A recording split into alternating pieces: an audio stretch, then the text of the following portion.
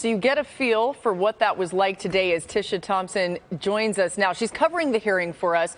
Tisha, where does this go from here? Well, you just saw Representative Carolyn Maloney, who's a Democrat from New York, who chairs the committee. And she announced during the hearing that she is going to subpoena Dan Snyder for a deposition she announced that will take place next week. We're waiting to see if that actually happens. But that's a big move. That's been a move that's been anticipated over the course of this 8-month investigation. It started in October.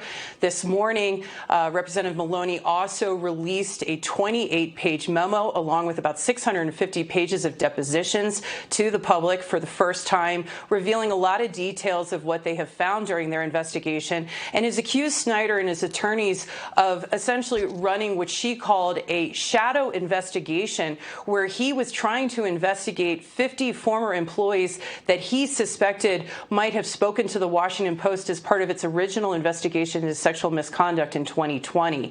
And the memo goes into great detail about various ways that the committee investigators allege that Snyder and his lawyers went about getting personal information from those former employees.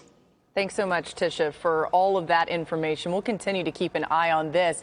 And a reminder once again, Dan Snyder not present at today's congressional hearing. Let's bring in Kimberly Martin here. Kim, what did you take away from today's hearing? Laura, I used to cover this team back in 2018. And my introduction to Dan Snyder, I was told, do not look at him if you see him in the hallway. Do not speak to him. He does not speak. He's like that with his employees as well. So none of this actually surprises me. My question, though, is how much more do we have to hear? We had the New York Times cheerleading story. We had the Washington Post, multiple Washington Post stories. And now we have this memo detailing him intimidating witnesses, alleging that he's intimidated witnesses. And it's not surprising, unfortunately. And Roger Goodell said something I found interesting. It's the one thing that we know for a shadow of a doubt is true. He does not have the authority to remove him.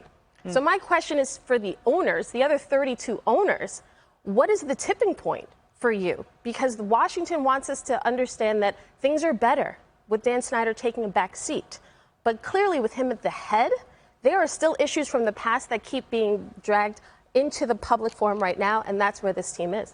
Yeah, that's a really important clarification there that Goodell made multiple times today. This is on the owners to make this removal. Here is a statement from the Washington Commanders that came out just a short time ago. They said, while we respect the committee's desire to learn more about how workplace culture issues can be addressed, some of the comments in the media have portrayed our team in a harsh and negative manner that does not reflect who as an organization today, nor do they acknowledge that for the past 2 years, we have been dedicated to making much needed, meaningful changes to our workplace culture and improving our equity and including practices team-wide. Importantly, we recognize that none of these changes could have occurred and been maintained so carefully without all of you. Again, that is the statement from the Commanders and from the Snyder family as well, Tanya and Dan Snyder, as well as Jason Wright. We'll keep an eye on this story. We'll continue to bring you all the latest news as we get to more news here today on NFL Live.